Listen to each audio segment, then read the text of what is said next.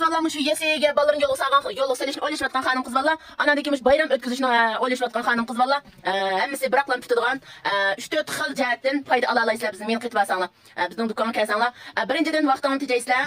Balalar kiymasanglar, balalar kiymayaqda, cho'nglar kiymasanglar, mayaqda, cho'nglar hanım kız vallaning kiyimlari. Anadaki yana birsiga bajahatdan chunki ikki xilni bıraklan setibasanglar bajahatdan muvaffaq qilib qipirimiz manji qasanglar shuni bilsanglar. İşkin bişasam jihatdan az altın desa, shuni yetalaysa shu ko'zlagan nishonga. Anadaki do'konni oldiqchi mashinalar deydi. Do'konni oldin mashina qo'yib bilan chirsizlar, vaqtdan tijildi.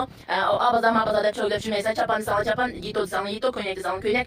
Balalarning ishdan gansar yito zadi bütün mallardan ahmal. Anadaki ishkim tashkim zadi. Mush erlar kiyimi munosabatsiz, mush ayollar balalar kiyimining hammasidan nahmal qilsa mana. Shu yedamsa do'konning ichi kichikroq mal ziqroq.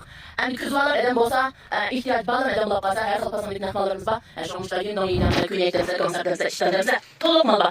Shu mushtamal ehtiyoj bor xalq qizlar do'kon kasalar bo'ldi, do'kon adres bo'lib qolsa, ko'rnayda turgan oldin zam yo'l qarab, chiqib o'tib turib, bundan qarshilab güzelroq kiyimni. Faqat bilagan xalq qizlar ayrim xalq chiqsa, undan nurun qoldirsa va yoki yaxshisiz men mushtagi tapamadim uçup jalalaysan, undan nurun qoldirib qo'ymash bo'yicha Alloh qilish kasalar bo'ldi.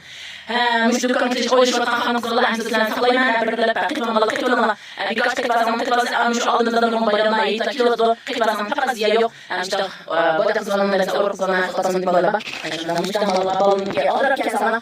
Dünya saat 8'de tatıp akşam saat 9'da maçta dükkan normal içildi. İşte müştamalar ihtiyaç bakan kızlarla dükkan sayılır. Anladığım akşam dükkanına tutuyor değil mi? Yüzeyim. Köyde de çıkıyor çıkıyor. Müştamalar ihtiyaç bakan kızlarla kesan oldu. Cuma'da çapan yani cepmiş oldu gibi. İşte çapan destekleyen satışlar katasını mallarımız var.